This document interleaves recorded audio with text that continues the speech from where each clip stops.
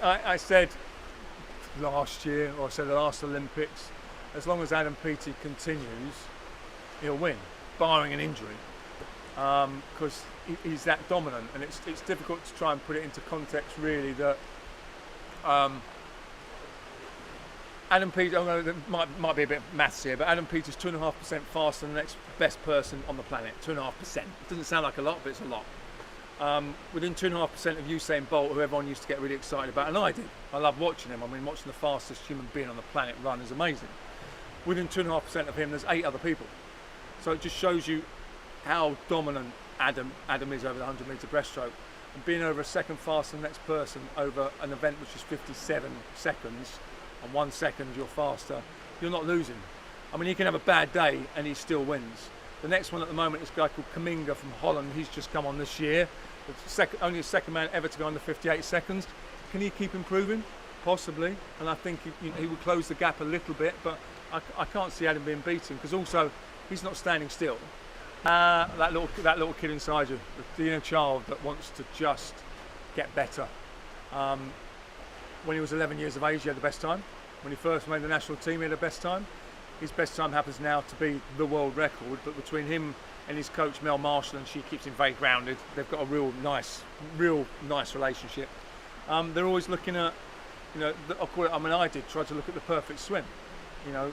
Was his world record the perfect swim? We'll never know until he retires.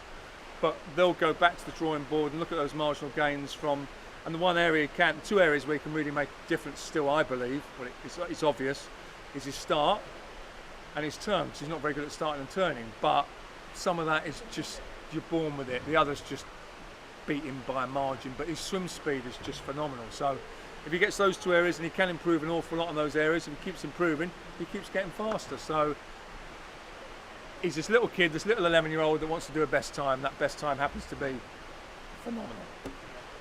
What are you expecting? We've always had some good swimmers, but at the moment it's the best I've seen in the team, and I've been involved in swimming now. I made the national team 36 years ago, so I've been involved in swimming for a long time, and I've never seen the team look as good as it has. Yes, we've got Peaty leading the way, but Peaty's also now got Duncan Scott, who's #1 in the world this year, Molly Renshaw, 200 breaststroker, #1 in the world this year, Tom Dean, #2 in the world this year, Ben Prowse, #1 in the world this year on the 50 freestyle. So we've got a lot of swimmers in a lot of different events. So yes, Adam is always going to be our flag bearer. We've got a few others that potentially could win at the Olympics, or they will pick up medals. The men's 4x2 freestyle relay, the men's 4x100 medley relay, they're #1 in the world at the moment as well. So from a swimming perspective, from my perspective, it's brilliant. I've got so many people to talk about, and with those role models, so to speak, hopefully more and more people will watch the sport. More and more people will want to become the next Adam Peaty, like they did with Chris Hoy. I'm sure there's some people that don't want it to happen. I'm sure there's an awful lot of people that do want it to happen. I know the athletes want it to happen, because once every 4 years for minority sport to shine, and when any swimmer gets into the sport, that is the pinnacle. That is what it's all about.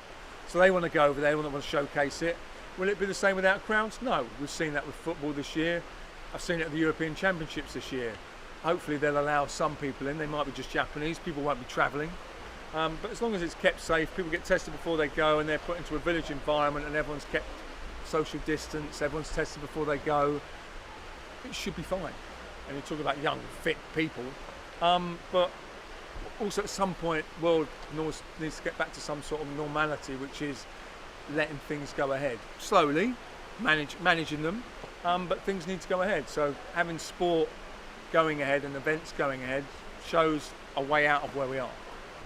Swimathon is about raising money for Marie Curie and Cancer Research UK. It's been going now for roughly 30 years and raised over £50 million. And the Swimathon is obviously athon. Think of the marathon, what people do, the London Marathon, which is raising money for all sorts of charities by running a marathon.